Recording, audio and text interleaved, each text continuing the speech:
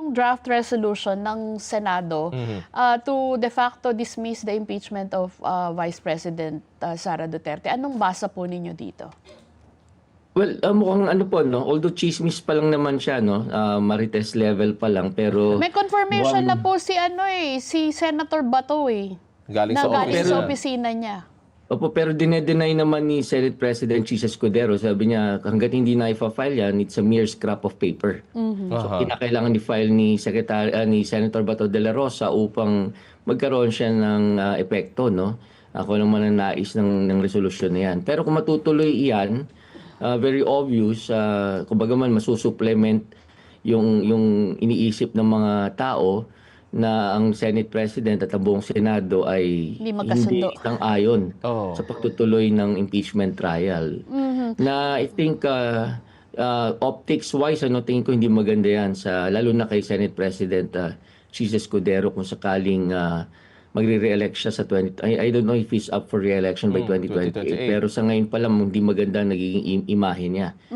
Dahil siya ay nasa front line ng Senado sa pagsasabi ng posisyon ng Senado na hindi itutuloy ng Senado yung kumbaga man pinaparamdam ng Senado na hindi itutuloy ang impeachment trial na yan. Ngayon kung sakali man pong maipasa yung resolution na yan, according to the various legal experts, pwede naman i-challenge yan sa Supreme Court para matuloy.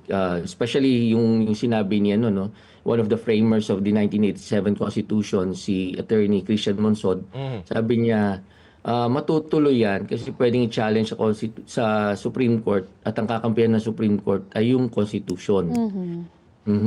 So 20th Congress pa rin ang magko-conduct ng trial. Pero political issue po ang impeachment, Prof. Aakto ba ang Korte Suprema dito? Well, kasi by the time umakto na ang Senado, at kapag may nag-file ng mga petition tungkol sa pag-reject o hindi pagtuloy ng impeachment trial, maaring siyang maging legal issue kasi doon pa lang tama kayo, it's a political process, pero may legal aspect pa rin yan. May mga technical issues na pwedeng ma-resolve o mga legal issues na makaka-resolve lang ay ang Supreme Court. Prof, as what we know, the impeachment trial is a numbers game. And as what we see, marami yung kaalyado ng Duterte ngayon dyan sa Senado, especially yung papasok na 20th Congress. Will there be an impact to those senators who will say yes, dapat makonvict si Vice President Sara Duterte, and what will be the impact as well to those senators who will say no and we want to acquit Vice President Sara Duterte? Well, totoo po yan na it's possible that our senators in the 20th Congress are going to vote based on their political alliance. O kaya baka may debt of gratitude sila sa kanilang mga patrons, yung mga tumulong sa kanila ng eleksyon. Pero remember na manonood po yung mga tao. This is going to be televised. So pag nakita ng publiko na kahit napakalinaw at napakabigat na ng ebidensya against the accused, tapos our senators or some of our senators are going to vote against or in favor of the acquittal.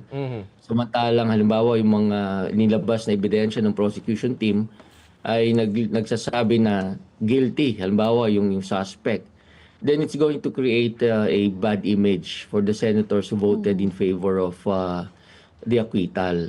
O kung di man sila, kumbaga man, magtatagumpay man sila sa impeachment trial, pero alalahanin nila na sila ay by 2028 tatakbo ulit sa eleksyon. O kaya kung hindi man sa 2028, sa susunod na eleksyon. So, in the end, at the end of the day, it's the public, it's the people who's going to decide. Kasi po, it's a political exercise. At may part pa rin doon yung mga tao, maaaring di man magkaroon ng immediate effect right after they voted. Pero sa darating na eleksyon, matatandaan na naman. Let's get together. Sunday 25. Sunday 25.